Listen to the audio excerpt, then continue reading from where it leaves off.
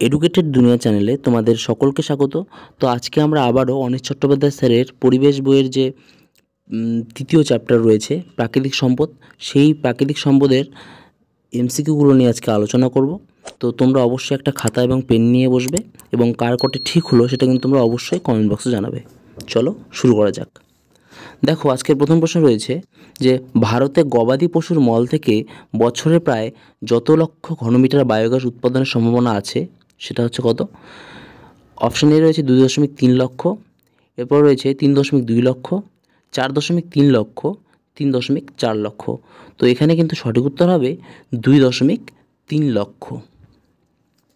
পরবর্তী প্রশ্ন দেখো, পরবর্তী প্রশ্ন রয়েছে যে জ্বালানি কাঠ পোড়ালে যে পরিমাণ শক্তি কোনো কাজে লাগে না অর্থাৎ নষ্ট হয় সেটা কত শতাংশ?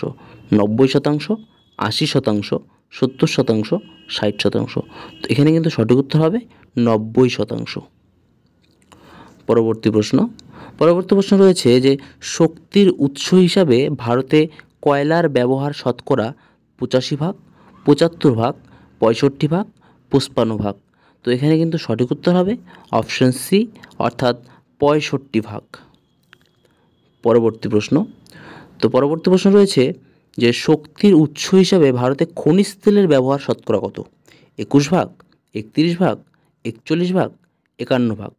এখানে কিন্তু সঠিক উত্তর হবে অপশন বি অর্থাৎ 31%। পরবর্তী প্রশ্ন রয়েছে শক্তির উৎস হিসাবে ভারতে জলবিদ্যুৎ শক্তির ব্যবহার শতকরা 5%, 10%, 15%, 20%। তো সঠিক উত্তর হবে 5%। নেক্সট দেখো, শক্তির উৎস হিসাবে ভারতে পারমাণবিক শক্তির ব্যবহার শতকরা কত? 0.1%, 1.0% বা যেটাকে 1% বলি। তারপর রয়েছে দেখো 10% এবং অপশন ডি বলেছে 12%। তো এখানে কিন্তু সঠিক উত্তর হবে 1%। পরবর্তী প্রশ্ন রয়েছে বিশ্বে উৎপাদিত মোট শক্তির যত শতাংশ উন্নত দেশগুলিতে ব্যবহৃত হয়?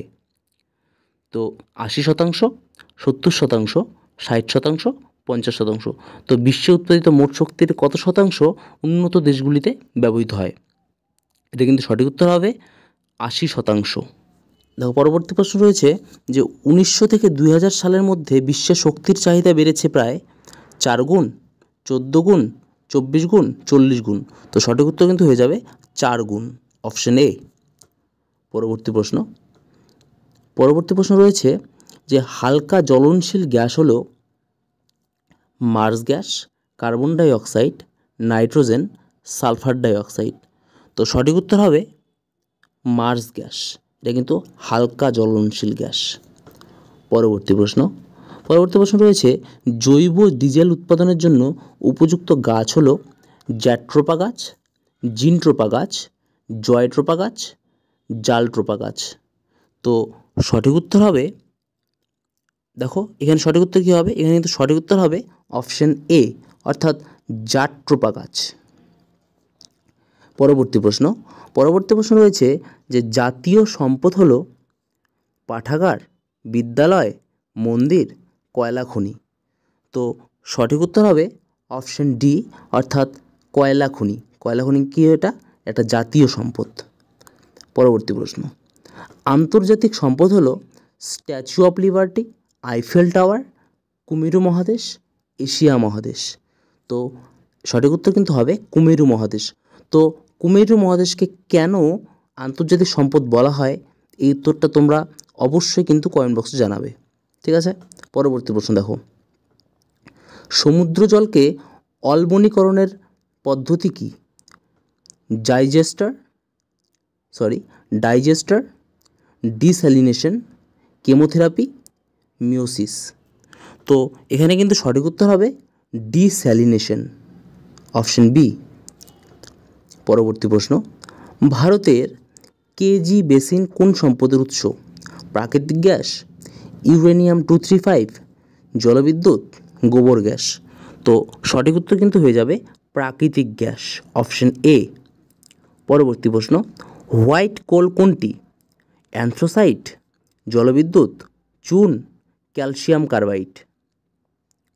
এখানে কিন্তু সঠিক উত্তর হবে জলবিদ্যুৎ, অপশন বি। হোয়াইট কোল হচ্ছে জলবিদ্যুৎ। পরবর্তী প্রশ্ন দেখো, পরবর্তী প্রশ্ন রয়েছে যে ভারতের কোথায় জলবিদ্যুৎ উৎপাদনের সম্ভাবনা সবচেয়ে বেশি? দক্ষিণ পূর্ব ভারত, পশ্চিম ভারত, উত্তর ভারত এবং অপশন ডি বলেছে উত্তর পূর্ব ভারত। তো সঠিক উত্তর কিন্তু হয়ে যাবে উত্তর পূর্ব ভারত, অপশন ডি।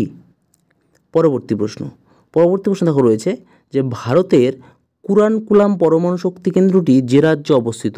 সেটা হচ্ছে কেরালা, অন্ধ্রপ্রদেশ, তামিলনাড়ু, কর্ণাটক। সঠিক উত্তর কী হবে? সঠিক উত্তর কিন্তু হয়ে যাবে তামিলনাড়ু, অপশন সি। পরবর্তী প্রশ্ন দেখো, পরবর্তী প্রশ্ন রয়েছে যে বাণিজ্যিকভাবে সৌরশক্তি উৎপাদন কেন্দ্রকে কি বলেছে?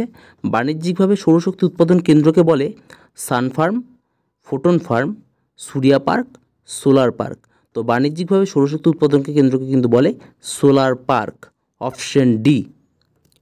ঠিক আছে, পরবর্তী প্রশ্ন দেখো, পরবর্তী প্রশ্ন রয়েছে যে বিদ্যুৎ উৎপাদনের জন্য পিভি ও সিএসপি পদ্ধতি কোন ক্ষেত্রে কাজে লাগে? সৌরশক্তি, সমুদ্র তরঙ্গ শক্তি, ভূতাপীয় শক্তি, সমুদ্র তাপ শক্তি। তো সঠিক উত্তর কিন্তু হয়ে যাবে অপশন এ, অর্থাৎ সৌরশক্তি। ঠিক আছে, তো এবার পরবর্তী প্রশ্ন দেখো, পরবর্তী প্রশ্ন রয়েছে যে বিদ্যুৎ উৎপাদনের জন্য ডাব্লিউইসি পদ্ধতি কোন ক্ষেত্রে কাজে লাগে? সৌরশক্তি, সমুদ্র তরঙ্গ শক্তি, ভূতাপীয় শক্তি, সমুদ্র তাপ শক্তি। তো 20 কিন্তু সঠিক উত্তর হয়ে যাবে সমুদ্র তরঙ্গ শক্তি, অপশন বি। পরবর্তী প্রশ্ন দেখো, পরবর্তী প্রশ্ন রয়েছে বিদ্যুৎ উৎপাদনের জন্য ওটিইসি পদ্ধতি কোন ক্ষেত্রে কাজে লাগে? সৌরশক্তি, সমুদ্র তরঙ্গ শক্তি, ভূতাপীয় শক্তি, সমুদ্র তাপ শক্তি। তো 21 কিন্তু সঠিক উত্তর হয়ে যাবে অপশন ডি, অর্থাৎ সমুদ্র তাপ শক্তি। নেক্সট দেখো, প্রাচীন ভারতের পরমাণু শক্তি কেন্দ্র কোনটি? প্রাচীনতম পরমাণু শক্তি কেন্দ্র তামিলনাড়ুর কালপক্কম, কর্ণাটকের কৈগা, মহারাষ্ট্রের তারাপুর, উত্তরপ্রদেশের নারোরা। তো সঠিক উত্তর কিন্তু হবে মহারাষ্ট্রের তারাপুর। ঠিক আছে, এটাকে কিন্তু প্রাচীনতম পরমাণু শক্তি কেন্দ্র। পরবর্তী প্রশ্ন রয়েছে যে গন্ডোয়ানা যুগের কোন সম্পদ মানুষের সভ্যতার অন্যতম ভিত্তি? কয়লা, আকরিক লোহা, সোনা, খনিজ তেল। তো এখানে সঠিক উত্তর কিন্তু হবে অপশন এ, অর্থাৎ কয়লা। দেখো, পরবর্তী প্রশ্ন রয়েছে যে কয়লা খনি থেকে পাওয়া কোন গ্যাসকে জ্বালানি হিসেবে ব্যবহার করা যায়? Oxygen, hydrogen, nitrogen, methane. তো 24 কিন্তু সঠিক উত্তর হয়ে যাবে অপশন ডি, অর্থাৎ মিথেন। কয়লা খনি থেকে পাওয়া মিথেন গ্যাসকে কিন্তু জ্বালানি হিসেবে ব্যবহার করা হয়। পরবর্তী প্রশ্ন দেখো রয়েছে যে কোন সম্মেলনে সম্পদের পরিবেশ ভিত্তিক সংজ্ঞা দেওয়া হয়? ভিয়েনা সম্মেলন, প্রথম বসুন্ধরা সম্মেলন, কানকুন সম্মেলন, আটলান্টিক কোস্ট সম্মেলন। তো সঠিক উত্তর কিন্তু হবে অপশন বি, অর্থাৎ প্রথম বসুন্ধরা সম্মেলন। ঠিক আছে, পরবর্তী প্রশ্ন দেখো, পরবর্তী প্রশ্ন রয়েছে কয়লা কী ধরনের সম্পদ? কয়লা কী ধরনের সম্পদ? পূরণশীল সম্পদ, অপূরণশীল সম্পদ, আন্তর্জাতিক সম্পদ, দুষ্প্রাপ্য সম্পদ। তো সঠিক উত্তর কিন্তু হবে অপশন বি, অর্থাৎ অপূরণশীল সম্পদ, যেটাকে কিন্তু পূরণ করা যাবে না। পরবর্তী প্রশ্ন দেখো, পরবর্তী প্রশ্ন রয়েছে যে নিম্নলিখিত কোনটি অফুরন্ত সম্পদ?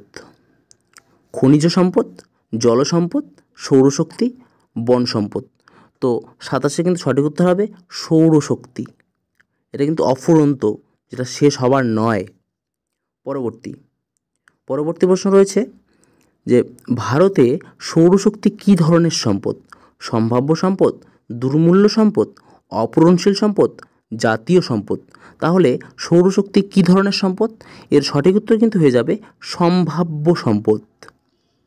ঠিক আছে, পরবর্তী প্রশ্ন দেখো, পরবর্তী প্রশ্ন রয়েছে দেশের কত শতাংশ জমিতে বনভূমি থাকা দরকার?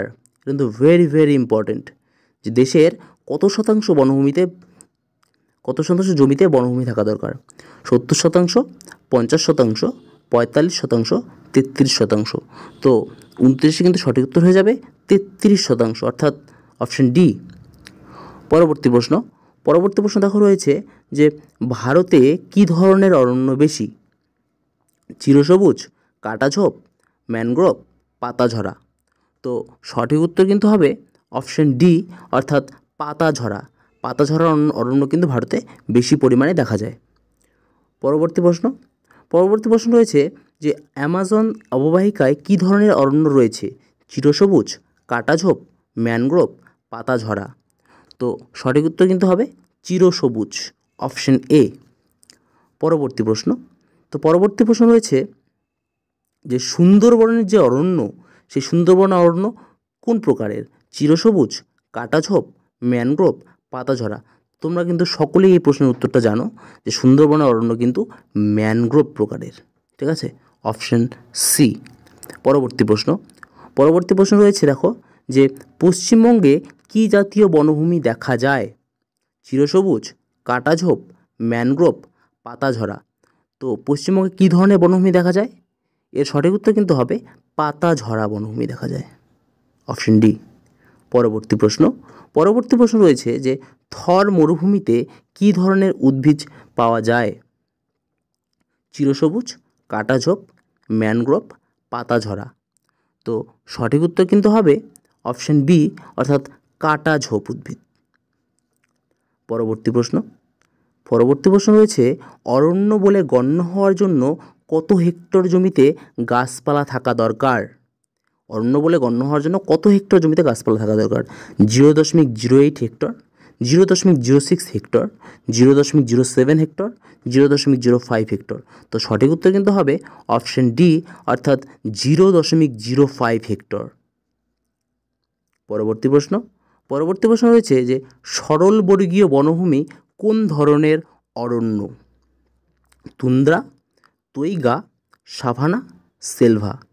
তো এটা কোন ধরনের সরলবর্গীয় বনভূমিটা কোন ধরনের অরণ্য? এর সঠিক উত্তর কিন্তু হবে অপশন বি, অর্থাৎ তৈগা অরণ্য। পরবর্তী প্রশ্ন দেখো রয়েছে যে সরলবর্গীয় বনভূমি থেকে নিম্নলিখিত কোনটি পাওয়া যায় না? ঠিক আছে, রজন, নরম কাঠ, কাগজের মন্ডু এবং অপশন ডি বলেছে শক্ত কাঠ। তাহলে এখানে কিন্তু সঠিক উত্তর হবে অপশন ডি, অর্থাৎ শক্ত কাঠ। পরবর্তী প্রশ্ন রয়েছে যে বনভূমি পরিচর্যার জন্য ও সার্বিক উন্নতির জন্য গৃহীত যে উদ্যোগ, সেই উদ্যোগকে কী বলা হয়? Silviculture, sericulture, thinning, netting. তো 38-এ কিন্তু সঠিক উত্তর হবে অপশন এ, অর্থাৎ সিলভিকালচার। ঠিক আছে, পরবর্তী প্রশ্ন, জমির প্রাকৃতিক ব্যবহারকে বলা হয় land use, land cover, land capability, landfill. তো জমির প্রাকৃতিক ব্যবহারকে কি বলা হয়? এর সঠিক উত্তর কিন্তু হবে ল্যান্ড কভার। ঠিক আছে, দেখো পরবর্তী প্রশ্ন রয়েছে যে মানুষ জমিকে যেভাবে ব্যবহার করে তাকে বলে land use, land cover, land capability, landfill. তো মানুষ জমিকে যেভাবে ব্যবহার করে তাকে কিন্তু বলা হয় ল্যান্ড ইউজ, অপশন এ। পরবর্তী প্রশ্ন রয়েছে দেখো যে জমির সামগ্রিক উৎপাদনশীলতাকে বলে land use, land cover, land capability, landfill. তো 41-এ কিন্তু সঠিক উত্তর হবে অপশন সি, অর্থাৎ ল্যান্ড ক্যাপাবিলিটি। পরবর্তী প্রশ্ন রয়েছে যে বজ্র পদার্থ যে জমিতে জমা করা হয় সেই স্থানকে কি বলে? Land use, land cover, land capability, landfill. তো এটা কিন্তু সঠিক উত্তর হবে অপশন ডি, অর্থাৎ ল্যান্ড ফিল। তাহলে বোঝা গেল ল্যান্ড ইউজ কি, ল্যান্ড কভার কি, ল্যান্ড ক্যাপাবিলিটি কি এবং ল্যান্ড ফিল কি, এগুলো কিন্তু মনে রাখবে। পরবর্তী প্রশ্ন দেখো, অরণ্য ধ্বংসের জন্য কোনটি সবচেয়ে দায়বদ্ধ? দারিদ্র, অশিক্ষা, জ্বালানির অভাব, অনিয়ন্ত্রিত কাঠ কাটা। তো এখানে সঠিক উত্তর কিন্তু হবে অপশন ডি, সেটা হচ্ছে অনিয়ন্ত্রিত কাঠ কাটা। এটা কিন্তু অরণ্য ধ্বংসের ক্ষেত্রে সবচেয়ে দায়বদ্ধ। পরবর্তী প্রশ্ন রয়েছে যে ভারতের যৌথ বন ব্যবস্থাপনা কর্মসূচি কাদের অংশগ্রহণ ছাড়া অসম্পূর্ণ? স্কুলের ছাত্রছাত্রী, স্থানীয় মানুষ, পরিবেশবিদ, পরিকল্পনাবিদ। তো এই যে যৌথ বন ব্যবস্থাপনা সেই কর্মসূচি কিন্তু স্থানীয় মানুষদের ছাড়া অংশগ্রহণ ছাড়া কিন্তু অসম্পূর্ণ, ঠিক আছে, অপশন বি। পরবর্তী প্রশ্ন দেখো, পরবর্তী প্রশ্ন রয়েছে যে পশ্চিমবঙ্গের কোন প্রকল্পে যৌথ বন ব্যবস্থাপনা কর্মসূচি সবচেয়ে সফল হয়েছে? জঙ্গলমহল প্রকল্প, গাজলডোবা প্রকল্প, আড়াবাড়ি প্রকল্প, সুন্দরবন প্রকল্প। তো এখানে কিন্তু সঠিক উত্তর হয়ে যাবে আড়াবাড়ি প্রকল্প, অপশন সি। পরবর্তী প্রশ্ন, তো পরবর্তী প্রশ্ন দেখো রয়েছে যে ভারতের কোন ব্যবহারে জমির পরিমাণ সবচেয়ে বেশি? কৃষিতে, অরণ্যতে, বসতি, নদীনালা। তাহলে এখানে কিন্তু সঠিক উত্তর হবে অপশন এ, অর্থাৎ কৃষিতে, ঠিক আছে। পরবর্তী প্রশ্ন দেখো যে ভূমি কোন ধরনের সম্পদ? অপূরণশীল সম্পদ, দুষ্প্রাপ্য সম্পদ, জাতীয় সম্পদ, পুনর্ভব সম্পদ। তো সঠিক উত্তর কিন্তু হবে পুনর্ভব সম্পদ, অপশন ডি। পরবর্তী প্রশ্ন রয়েছে যে জমির ব্যবহারের কোনটি প্রাকৃতিক কারণ নয়? মানুষের চাহিদা, ভূপ্রকৃতি, জলবায়ু, উদ্ভিজ। তো এখানে কিন্তু সঠিক উত্তর হবে অপশন এ, মানুষের চাহিদা। এটা কিন্তু প্রাকৃতিক কারণ নয়। পরবর্তী প্রশ্ন রয়েছে যে জমির ব্যবহার কোন কাজের জন্য সবচেয়ে তাড়াতাড়ি বদলে যায়? দাবানল, চাষ এবং বসতির জন্য বন হনন, জলবায়ু পরিবর্তন, সরকারি নীতি। তো এখানে কিন্তু সঠিক উত্তর হবে চাষ এবং বসতির জন্য বন হনন, অপশন বি। পরবর্তী প্রশ্ন দেখো, পরবর্তী প্রশ্ন রয়েছে যে নিম্নলিখিত কোনটির সঙ্গে জলের সম্পর্ক আছে?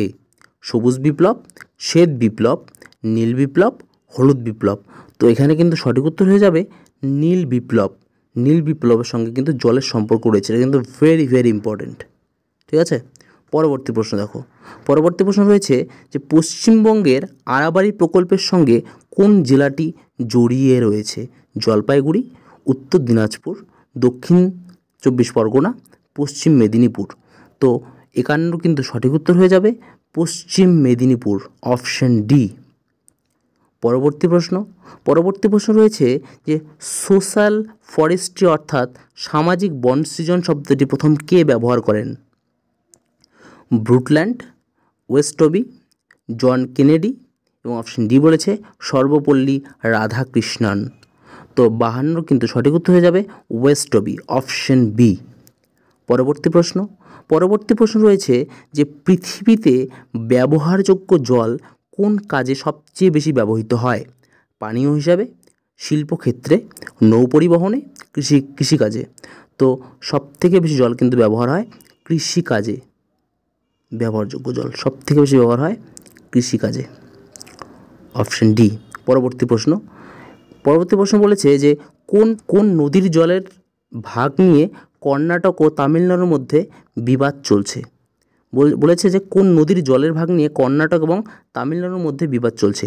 কৃষ্ণা নদী, কাবেরী নদী, গোদাবরী নদী, সরাবতী নদী। তো সঠিক উত্তর কিন্তু হবে কাবেরী নদী, অপশন বি। পরবর্তী প্রশ্ন দেখো এবং আজকে এটা শেষ প্রশ্ন। তো বলেছে যে কাবেরী জল বন্টন বিবাদ মেটানোর উদ্দেশ্যে কাবেরী ওয়াটার ডিসপিউট ট্রাইব্যুনাল যে সালে গঠন করা হয়, ঠিক আছে, এটা কিন্তু সঠিক উত্তর হবে 1990 সাল। তো এই ছিল আমাদের 55টা কোশ্চেন। তো কার কটি ঠিক হলো সেটা কিন্তু অবশ্যই তোমরা কমেন্ট বক্সে জানাবে। দেখা হচ্ছে পরের ভিডিওতে।